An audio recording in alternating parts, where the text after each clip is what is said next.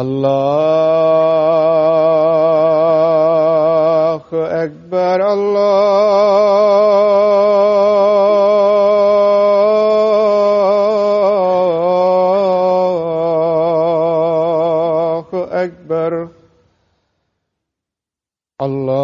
الله أكبر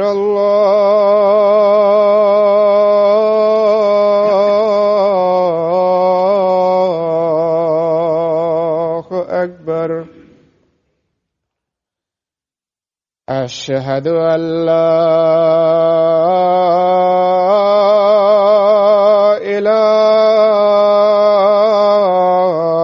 إله إلا الله أشهد أن لا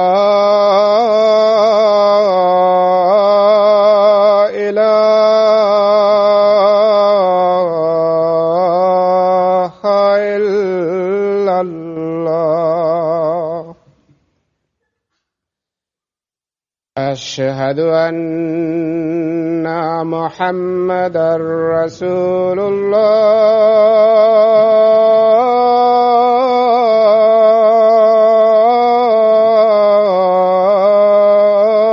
الله أشهد أن محمدًا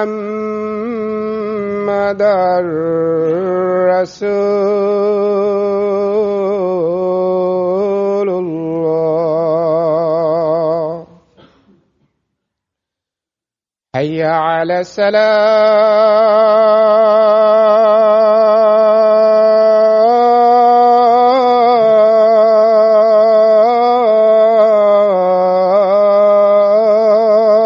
الصلاة حي على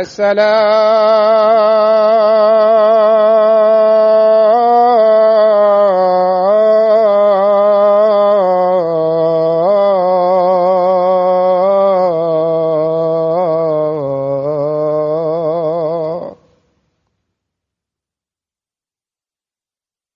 حي على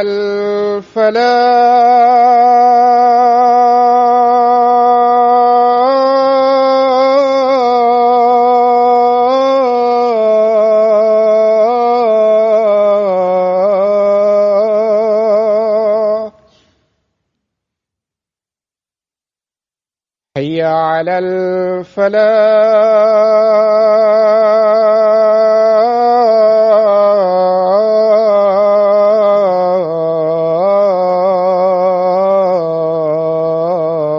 الفلاح الله أكبر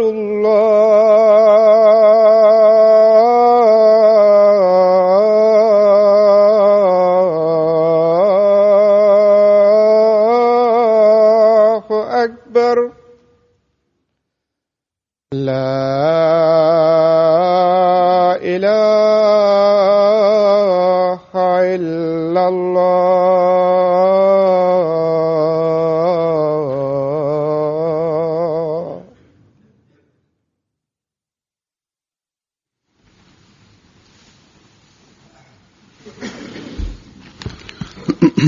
السلام عليكم ورحمة الله.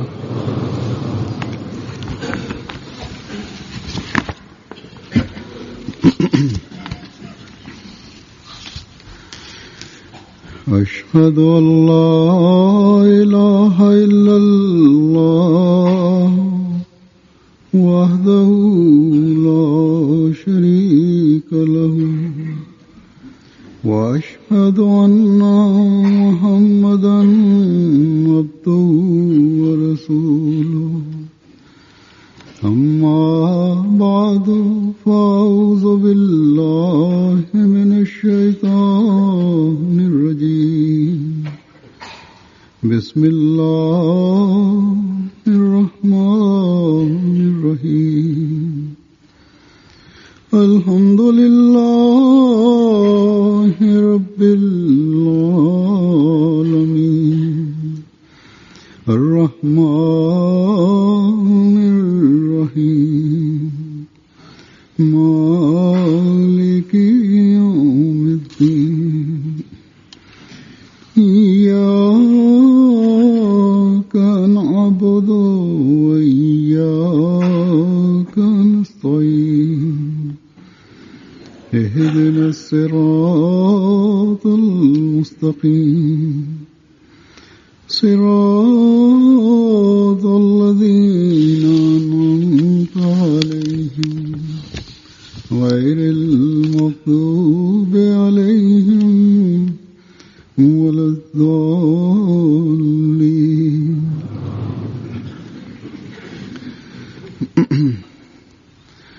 اللہ تعالیٰ کے فضل سے اگلے جمعے سے انشاءاللہ جلسہ سالانہ یوں کہ شروع ہو رہا ہے. Par la grâce de Dieu, جلسہ شروع ہونے سے بہت پہلے vendredi prochain va débuter جلسے کا کام شروع ہو la جاتا Jalsa ہے. Salana de la Jamaat du Royaume-Uni. یوکے کا جلسہ سالانہ ایسا جلسہ ہے Et les travaux de la Jalsa débutent bien longtemps avant la Jalsa Salana. عارضی انتظامات کر کے چند دنوں کے لیے Et pour la Jalsa Salana du Royaume-Uni, on doit bâtir une ville temporaire pour mettre en place cette infrastructure temporaire pour abriter la Jalsa. لنگر خانوں وغیرہ کا لنگر خانوں کا Auparavant, au Pakistan, il y avait la Jalsa Salana et là-bas, اسی طرح la cuisine était installée en permanence. گاہیں بھی کافی حد تک Il y avait plusieurs cuisines qui étaient permanentes. اس سے پہلے Et dans une certaine mesure, les logements aussi étaient permanents. کالج جماعت کے تھے تو رہائش گاہ ہوتی تھی. لیکن Quand la Jamaat avait à sa disposition son école et son collège, پھر دوسری il utilisait ces bâtiments comme logements. Mais lorsque l'État a réquisitionné cette école et ces collèges, eh bien, on a dû bâtir d'autres logements. خیمے لگا کر بنائی جاتی تھی. C'est vrai aussi qu'il y avait un grand nombre d'invités. C'est pour cette raison qu'on devait mettre en place des logements temporaires. On devait installer aussi des tentes pour les accueillir. اپنے گھروں میں En sus de cela, les habitants de Rabwa accueillaient un grand nombre d'invités chez eux à la maison. لنگر خانوں سے آتا تھا جس جگہ پہ ہوتے تھے وہ. بہرحال ربا کے جلسے کے بعد Leurs repas venaient de la cuisine de la communauté. Et en tout cas, il y avait des installations permanentes à Rabwa pour la Jalsa Salana. ربا کے مکین بھی انتظامات کے ماہر ہو چکے تھے. Et en sus de ces installations permanentes, les habitants de Rabwa avaient eu une bonne expérience et étaient très expériencés quant à l'organisation de la Jalsa. Qu'Allah fasse qu'ils puissent retrouver de nouveau cette atmosphère propice à la réforme, cette atmosphère spirituelle et ce dévouement au service de la communauté. عارضی طور پر اب زیادہ À Qadian aussi, il y avait des installations permanentes. کے انتظامات ہی ہیں. جلسہ گاہی ہے جو زیادہ انتظامات چاہتی ہے. Et la seule installation temporaire était la Jalsaga. C'était uniquement la Jalsaga qui devait être installée. زائد غیر احمدیوں میں سے لیبر یا غیر مسلموں سے لیبر لانی پڑتی ہے. Certes, pour faire tourner les cuisines, on employait un nombre important de non-musulmans et de non-ahmadis. لیکن لنگروں کا مستقل وہاں بھی انتظام ہے. Ils venaient pour préparer le repas, pour préparer le pain. بہت سے مستقل Mais les cuisines étaient permanentes là-bas aussi. وغیرہ میسر آنے کی وجہ سے En Allemagne aussi, il y a ces installations permanentes. روٹی وہ لوگ بازار سے لے Ils ont à leur disposition des salles. تازہ روٹی سمجھ کر کھاتے On a tout simplement des installations à faire pour préparer le repas. Ils achètent du pain de l'extérieur. جرمنی والے On croit que c'est du pain frais, mais selon moi, c'est un pain qui date d'une semaine. Si tel n'est pas le cas, eh bien certainement, je vais recevoir le message jusqu'à ce soir pour m'informer si ce pain est frais ou pas. Et il en est de même pour la Jalsa des autres pays. Mais la Jalsa du Royaume-Uni, qui a maintenant un aspect international en raison de l'installation du califat ici au Royaume-Uni, eh bien, pour cette Jalsa, jusqu'à l'année dernière, on devait tout installer de manière temporaire. Toute l'installation de cette Jalsa était temporaire. Auparavant, il y avait la Jalsa à Islamabad.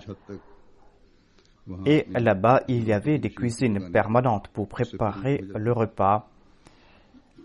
Et jusqu'à un certain point, on avait des machines pour préparer le pain.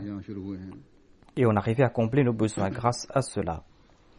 Mais depuis qu'on a organisé la Jalsa Salana à Hadikatul Mahdi, depuis que la Jalsa a débuté là-bas, sur ce site, depuis 2 ou 3 années, on préparait le repas dans une cuisine temporaire à Hadikatul Mahdi, parce qu'on avait ressenti qu'il y avait des difficultés pour préparer le pain à Islamabad.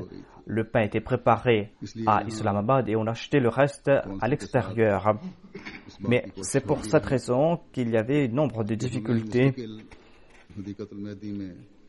Et nous avons contacté la mairie et nous avons essayé d'avoir cette permission d'avoir une cuisine permanente à Hadikatul Mahdi. Pour avoir une cuisine temporaire, il faut installer des tentes et cela crée de grandes difficultés et c'est quelque chose qui peut être dangereux aussi.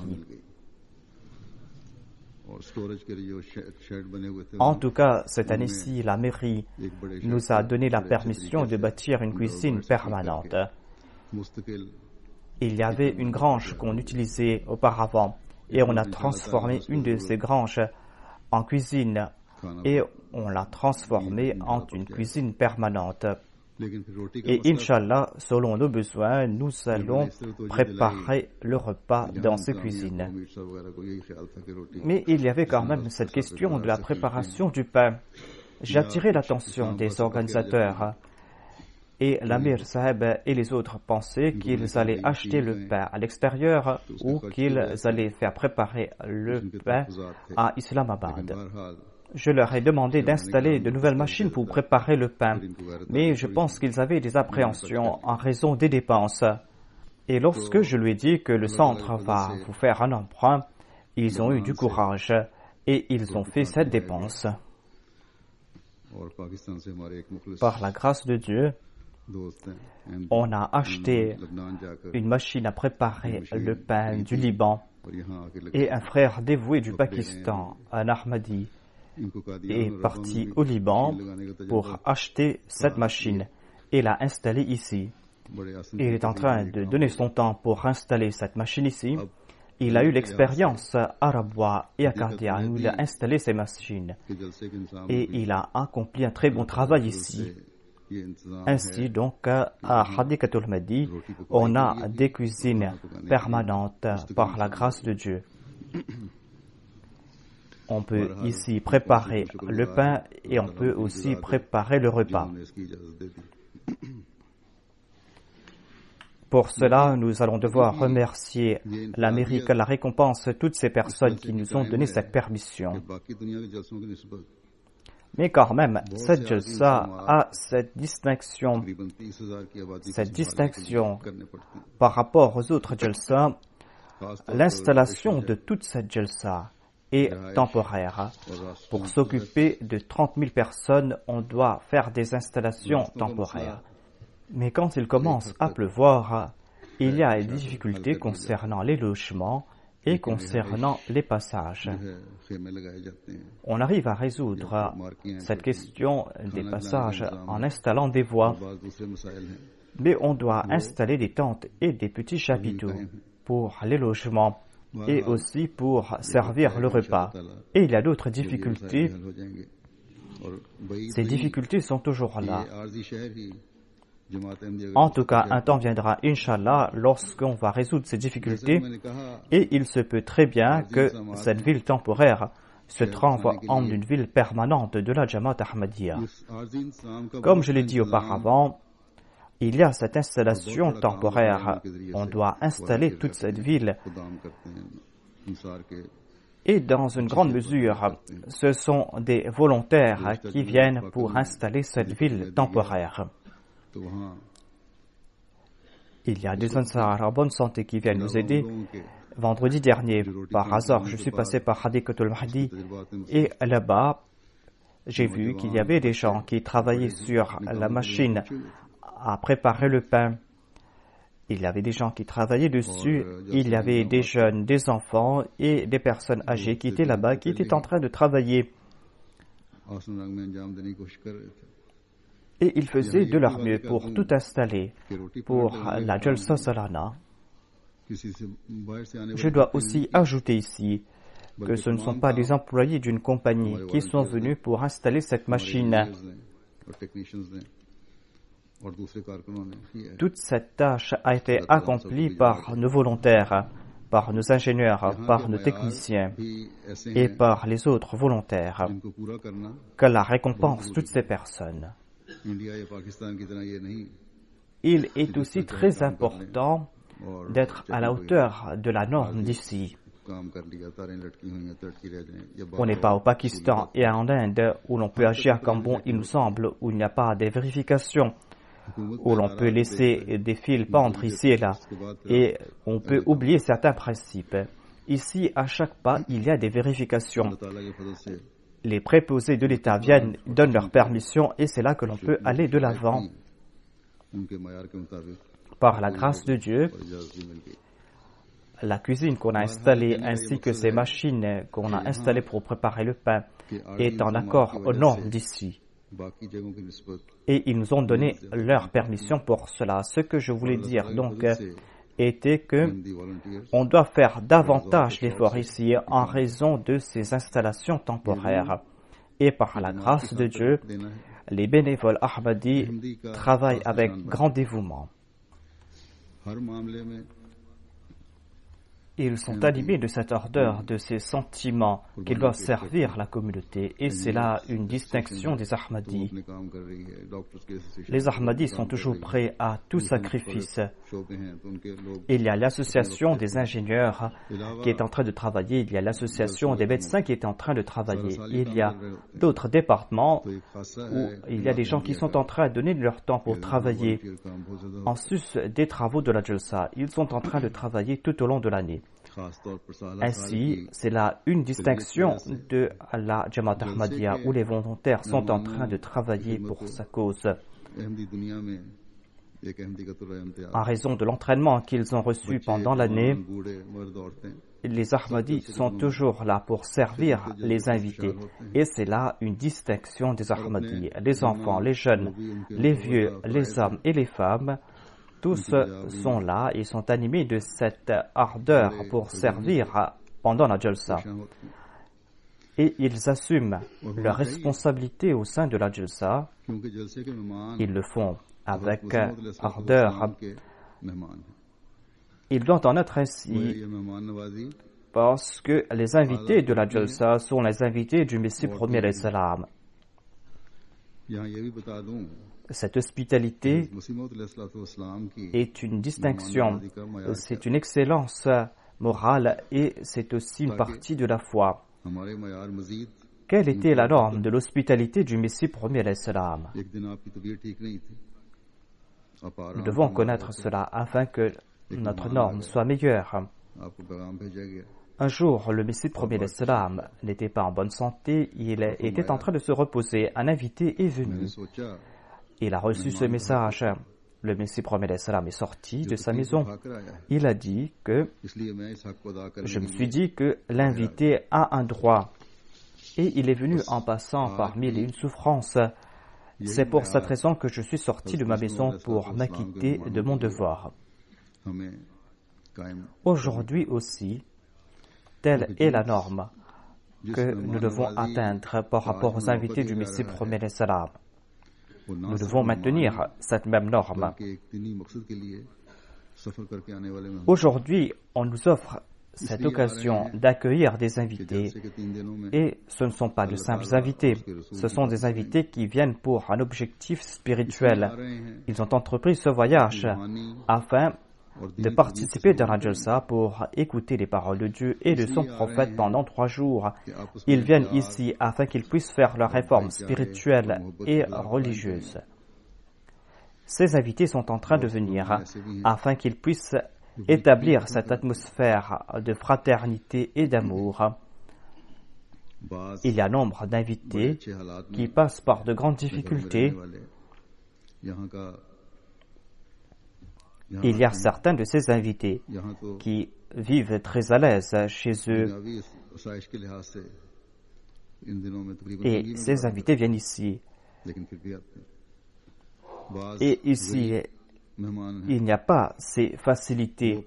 Et ici, ils doivent se mettre en difficulté pendant ces jours, mais ils acceptent cela. Il y a aussi d'autres invités qui sont plus pauvres et qui se mettent en difficulté, qui viennent de très loin, afin tout simplement de profiter des bénédictions de la Jalsa. Ces personnes répondent à l'appel du Messie premier l'Islam.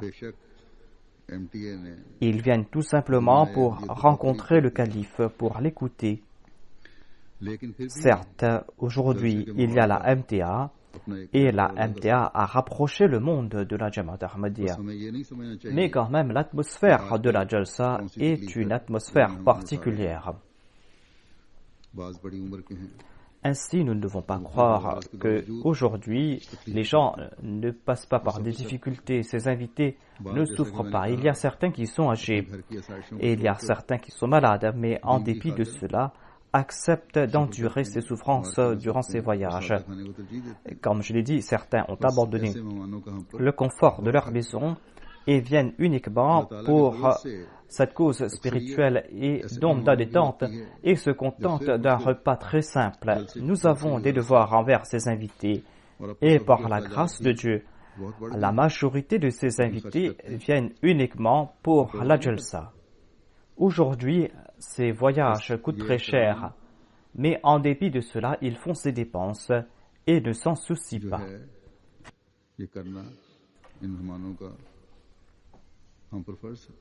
Ainsi, il nous incombe à nous, c'est notre devoir à nous, que de respecter, que d'honorer ces invités. Ce sont des invités qui méritent grand honneur.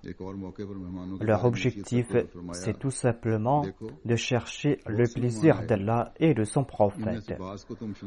À une autre occasion, le Messie premier l'Islam a prodigué des conseils concernant les invités. Il a dit qu'il y a beaucoup d'invités qui sont venus et certains vous allez les reconnaître et vous n'allez pas reconnaître d'autres. C'est pour cette raison que vous devez honorer tous ces invités. Il a dit que j'ai cet espoir en vous, que vous allez accorder tout confort à ces invités et que vous allez servir tous ces invités. Ainsi donc, ce sont les invités du Messie premier l'Islam. Ils sont venus pour un objectif spirituel. Leur intention, c'est de chercher le plaisir de Dieu. Dans ce cas, nous devons, avec vigilance, être de ceux qui respectent les espoirs et les attentes du Messie premier l'Islam, et nous devons toujours servir tout invité.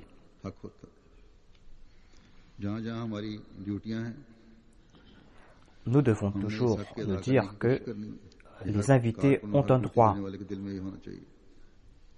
Là où nous travaillons, nous devons faire de notre mieux pour nous acquitter de nos devoirs. C'est là la tâche de tout bénévole, de tout volontaire, afin que nous puissions être à la hauteur des attentes du Messie premier l'Islam.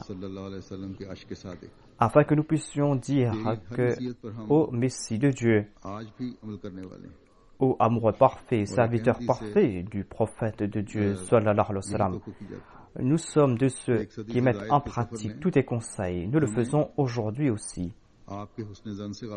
Voilà l'attente que l'on peut avoir concernant un Ahmadi. En dépit de ce voyage de plus d'un siècle, nous ne sommes pas négligents concernant vos attentes au Messie de Dieu. Aujourd'hui aussi, nos enfants, nos jeunes, nos vieux, nos femmes, nos enfants sont en train de faire de leur mieux pour accomplir leur devoir. Et Inch'Allah, ils vont continuer à le faire.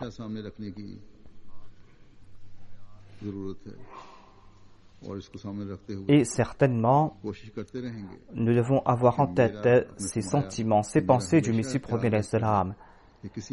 Et nous devons toujours faire des efforts en ayant en tête cela. Le Messie premier l'Islam a déclaré que « Moi, je désire point que mes invités souffrent et je prodigue tout le temps ses conseils, c'est-à-dire que l'on doit accorder tout confort à nos invités. » Il a déclaré que le cœur de l'invité est aussi fragile que le cristal et peut se briser au moindre secousse. C'est un conseil très important. On ne doit pas se contenter de faire des déclarations verbales. Cela doit être notre exemple pratique. Maintenant, il y a des jalsa partout dans le monde. Il y a des invités qui viennent pour ce jalsa. Mais il y a des gens qui viennent de différents pays, des gens appartenant à différents peuples qui viennent particulièrement pour cette jalsa. La norme de chaque peuple et de chaque couche de la société est différente. Le seuil de patience de tout un chacun est différent. La manière de s'exprimer et les émotions de tout un chacun sont différents.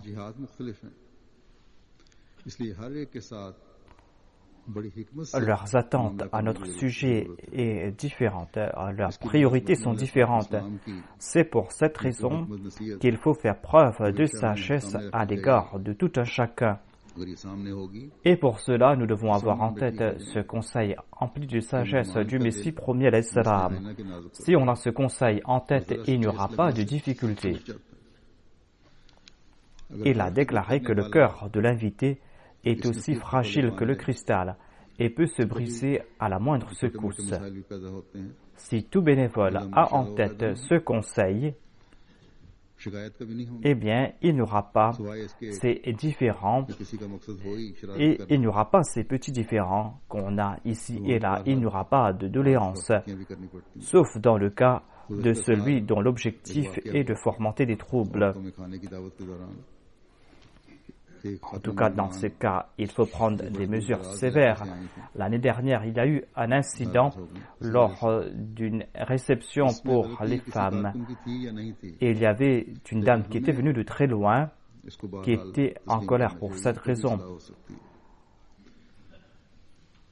Qu'un bénévole soit fautif ou pas, en tout cas, nous devons accepter cela et c'est là qu'il y aura la réforme.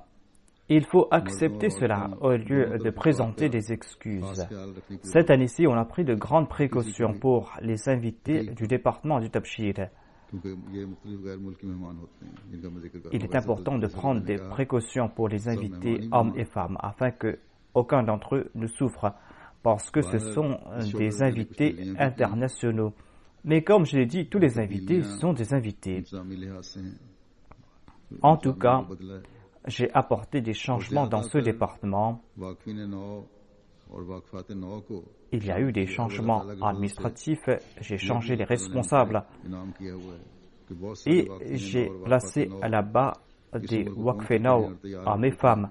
Et par la grâce de Dieu, et c'est là une autre faveur divine, qu'il y a de nombreux Waqfenao et Waqfatenao qui sont arrivés à maturité, qui peuvent accomplir ces tâches. Il y a certains qui sont en train de travailler de manière temporaire, d'autres qui sont en train de travailler en permanence pour la communauté. Et j'ai l'espoir qu'Inch'Allah, la norme sera meilleure cette année-ci.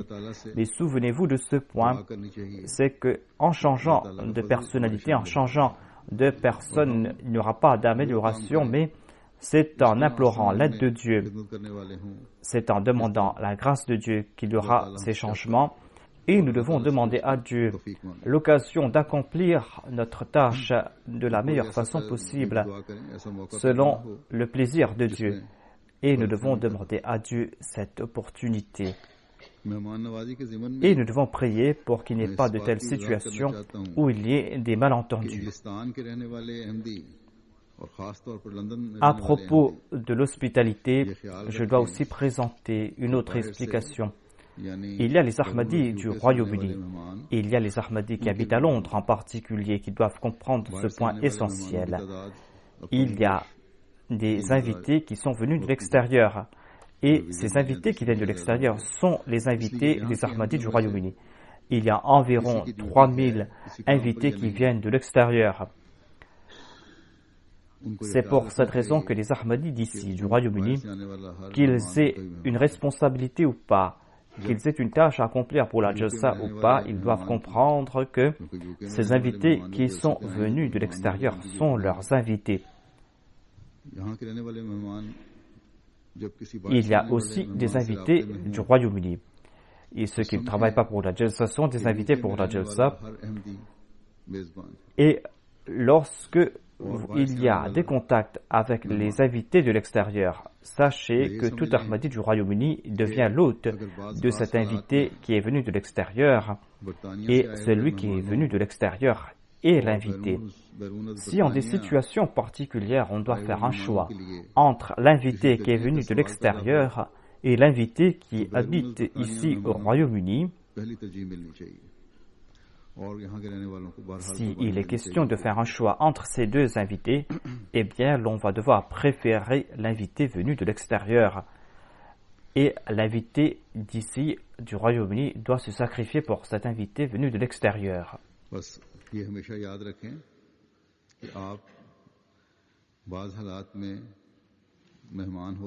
Ainsi, souvenez-vous de ce point. Qu'en certaines situations, en dépit du fait que vous êtes un invité, vous devez aussi être un hôte. Cette responsabilité n'incombe pas uniquement aux bénévoles.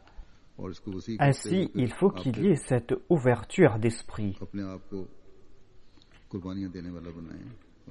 Ayez cette ouverture d'esprit et soyez de ceux qui sont prêts à se sacrifier pour les autres.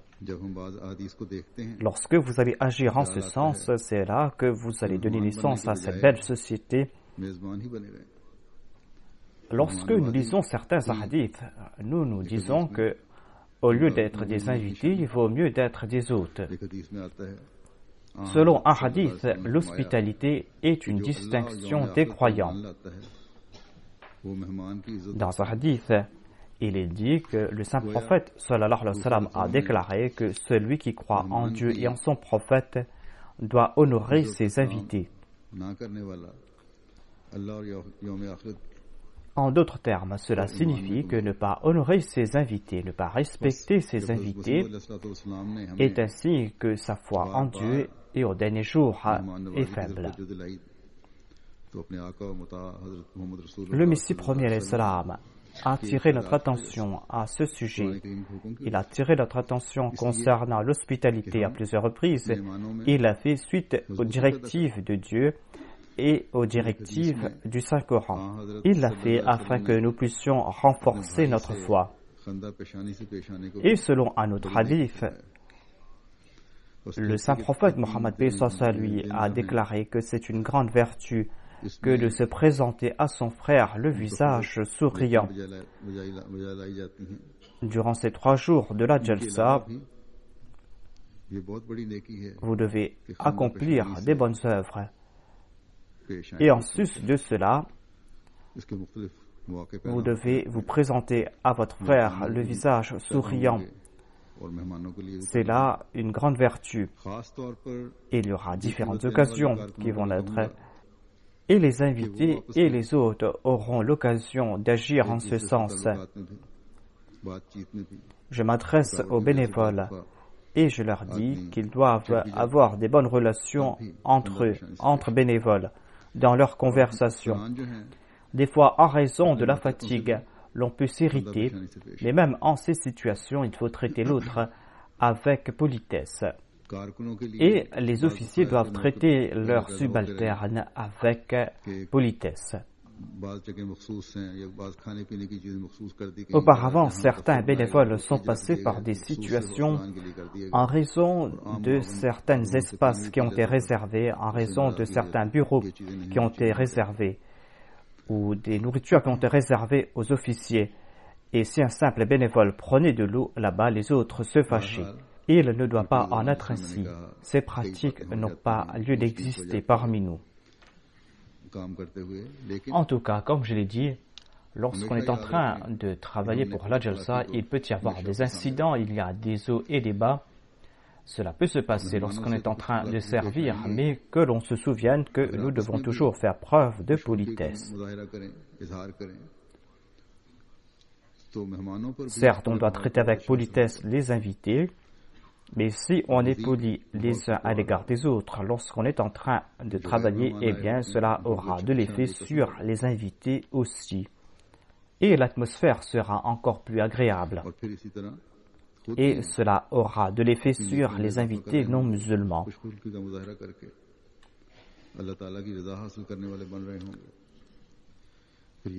Et vous allez progresser dans vos qualités, vous allez progresser dans vos excellences, vous aurez le plaisir de Dieu. On doit se souvenir de ces points, à savoir que tout bénévole, tout volontaire n'est pas en train d'accorder quelque faveur à l'invité, mais comme l'a déclaré le Messie premier alayhi salam, comme je l'ai dit auparavant, et c'est un fait que le saint prophète Mohammed lui avait évoqué auparavant, à savoir c'est le droit de l'invité.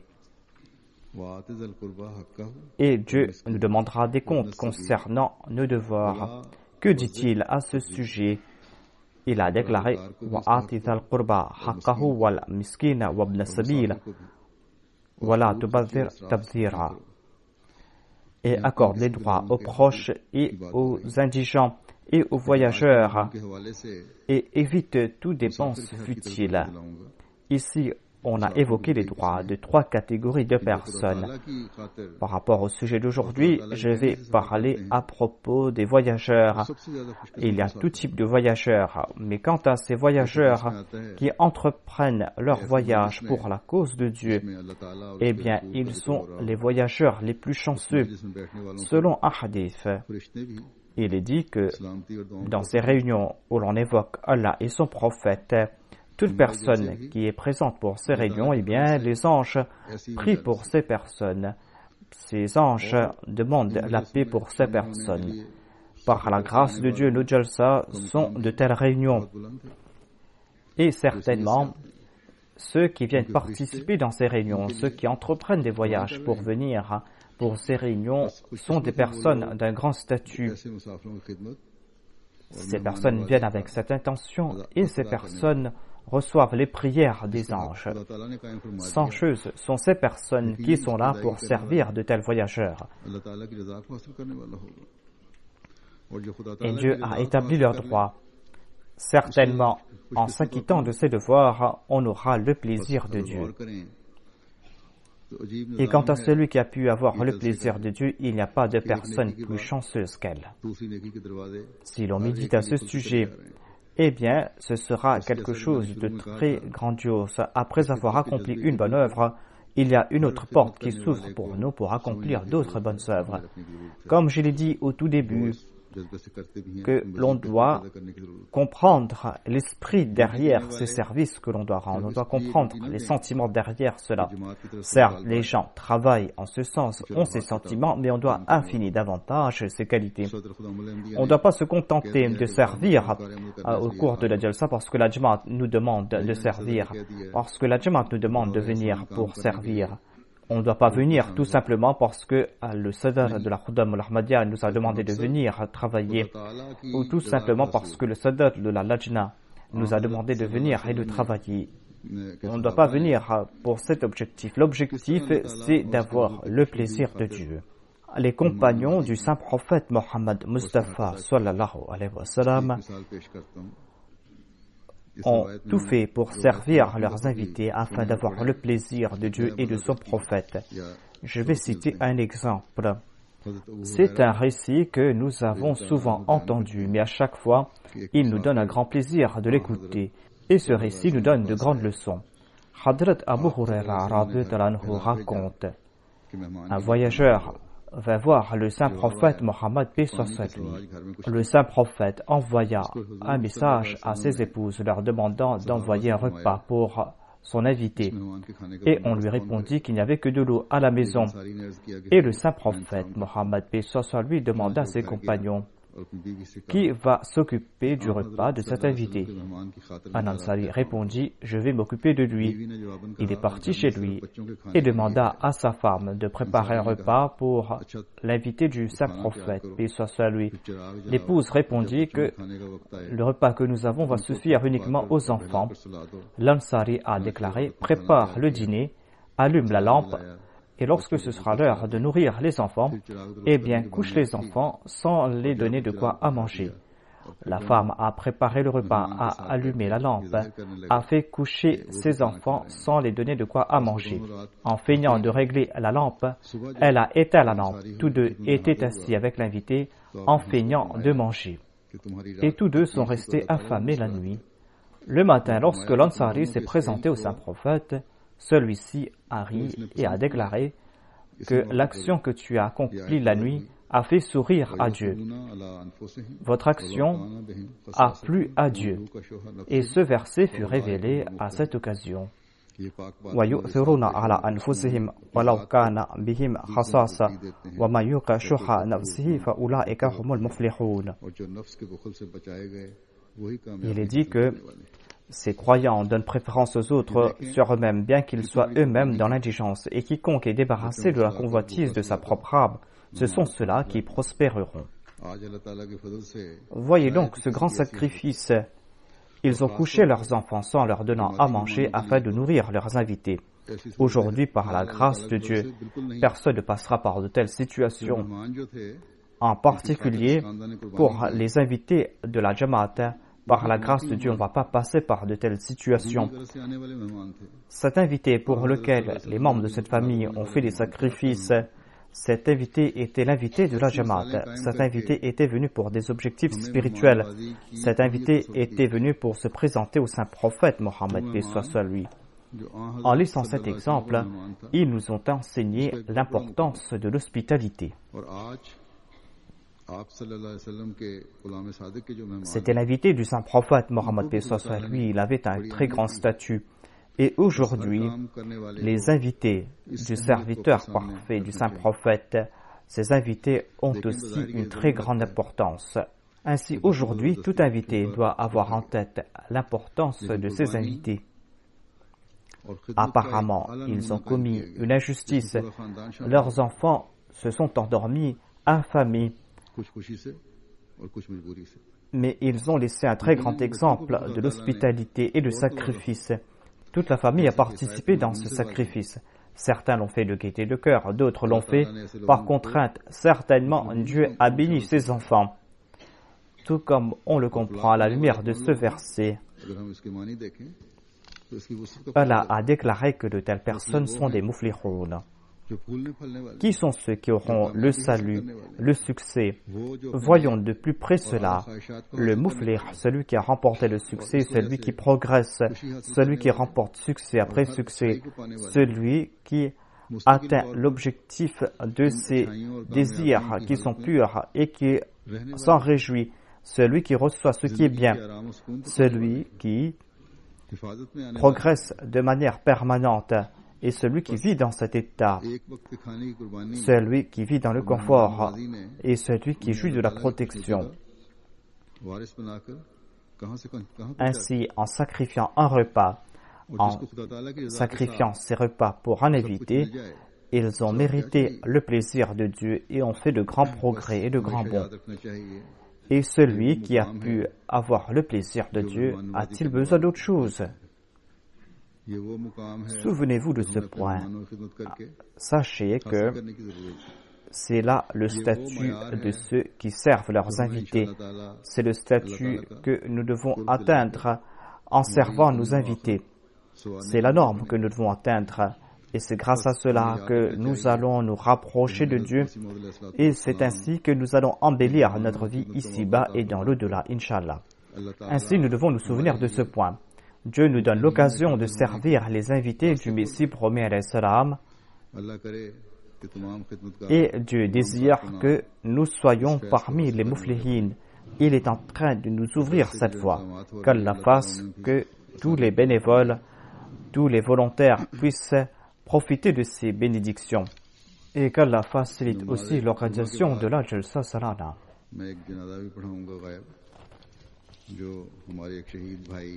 Après la prière de Juma, je vais diriger la prière funéraire en absence d'un frère qui est tombé en martyr.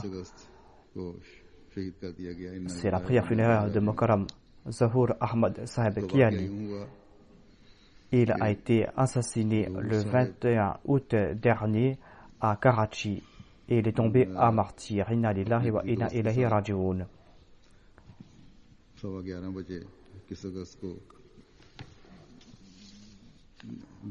Zahur Saheb était accompagné d'un de ses amis. Ils étaient sortis à 11h15 le 21 août dernier. Il avait envoyé sa voiture pour la faire réparer. La voiture était à quelque distance de sa maison et il est sorti pour aller voir la voiture. Son voisin Nurul Haq, qui est un non-Ahmadi, l'a accompagné et ils étaient partis à trois pour voir la voiture. La voiture se trouvait à quelque distance de sa maison. Lorsqu'ils sont retournés après avoir vérifié la voiture, il y a deux assaillants qui sont venus à moto. L'un d'entre eux est descendu de sa moto et a tiré sur Zahur Saheb. Anwarul Haq, le voisin de M. Zahur, a frappé un des assaillants et l'autre assaillant a tiré sur Nurul Haq et il a pris la fuite. La fille de Zahur Saheb a entendu les coups de feu. Elle a regardé par la fenêtre et elle a vu les deux assaillants qui prenaient la fuite. Elle prenait son thé et elle a envoyé sa tasse sur les assaillants et ils ont commencé à tirer sur elle. La fenêtre a reçu plusieurs balles, mais la fille était saine et sauve. Zahur Saheb est tombé à martyr. Inna lillahi wa inna ilayhi raji'un. Il avait 47 ans au moment de son martyr et son voisin Nurul Haq lui aussi est tombé en martyr. Qu'Allah accorde son pardon et sa miséricorde. Ce fut Youssouf Kiani, l'oncle du martyr qui avait embrassé l'Ahmadiyya en 1936. Un de ses oncles qui avait embrassé l'Ahmadiyya était Mokaram Mohammad Saïd Kiani Saheb. Tous deux étaient des érudits et ils ont embrassé l'Ahmadiyya après avoir fait des recherches. Par la suite, le père du martyr ainsi que sa mère et trois de ses oncles ont embrassé l'Ahmadiyya. Ils étaient de la région de Muzaffarabad, au Cachemire. Le martyr est né en 1966 et en 1976, il s'était établi à Karachi. Il a complété ses études et sa maîtrise et il a commencé à travailler dans le département des finances. Et jusqu'au moment de son martyr, il travaillait comme un clerc dans le département anti-contrebande de la douane. Zahur Saheb coopérait avec sa Jamaat et sa Majlis. C'était une personne très simple. Il était parmi les premiers dans les sacrifices financiers. Une de ses qualités était qu'il était très hospitable. Et il ne retournait jamais ses invités sans les avoir nourris. Il honorait tous les responsables et personne n'a de critique à émettre à son encontre. Le martyr était moussi par la grâce de Dieu. Il aimait prêcher le message de l'Ahmadiyya et grâce à lui, une personne a embrassé l'Ahmadiyya en 2009. Après son martyr à l'hôpital et pour ses prières funéraires, il y a un grand nombre de ses collègues qui étaient venus et tous ont loué les grandes qualités du martyr. Un de ses collègues, qui était tout près de sa dépouille, a pleuré à chaudes larmes. Il a déclaré que le martyr était une personne très simple, qui possédait de grandes qualités. Lorsque nous étions en colère, dit-il, il nous encourageait à être patients. Ses officiers ont dit que Zahur Ahmad Kiani était un soldat très brave. En très peu de temps, il nous avait conquis le cœur. Et aujourd'hui, nous avons perdu un grand compagnon. Son beau-père, Bashir Kiani, a déclaré que le martyr aidait tout le monde de la famille. Il était dans une meilleure situation financière et il aidait tous les membres de la famille lorsqu'on était en difficulté. Et en sus de la famille, il aidait aussi les indigents qui frappaient à sa porte. Il avait une très bonne relation avec ses enfants. Il subvenait aux besoins de sa famille et de ses enfants. Il faisait de son mieux pour les études de ses enfants.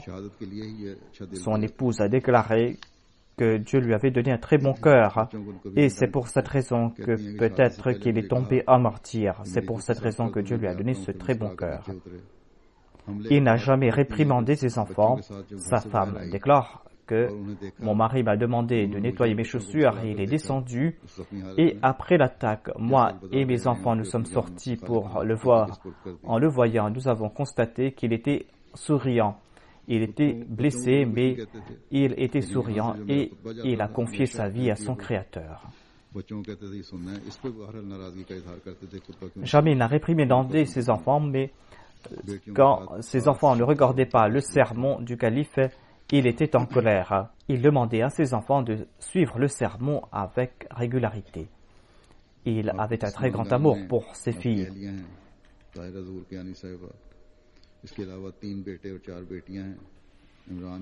Il a laissé derrière lui son épouse Tahira Zahur Kiani Sahiba, 3 fils et 4 filles. Imran Kiani qui a 20 ans, Kamran Kiani qui a 14 ans, Sarfazaz qui a 3 ans. Il a laissé sa fille Nour Saba qui a 16 ans, Nurulain qui a 14 ans, Atiatul Mujib qui a 7 ans, Faïka qui a 5 ans. Qu'Allah exalte le statut du martyr, qu'Allah accorde sa protection à ses enfants et qu'Allah accorde sa protection à son épouse.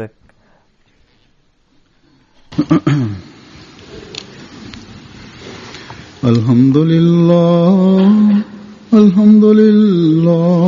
nahmaduhu wa nasta'inuhu wa nastaghfiruhu wa nu'minu bihi wa natawakkalu alayhi wa na'udhu billahi min shururi anfusina wa min sayyiati a'malina. من يهده الله فلا مضل له ومن يضلل فلا هادي له ونشهد أن لا إله إلا الله ونشهد أن محمدا عبده ورسوله عباد الله رحمكم الله إن الله يأمر بالعدل والإحسان وإيتاء ذي القربى وينهى عن الفحشاء والمنكر والبغي يعظكم لعلكم تذكرون اذكروا الله يذكركم وادعوه يستجب لكم ولذكر الله أكبر.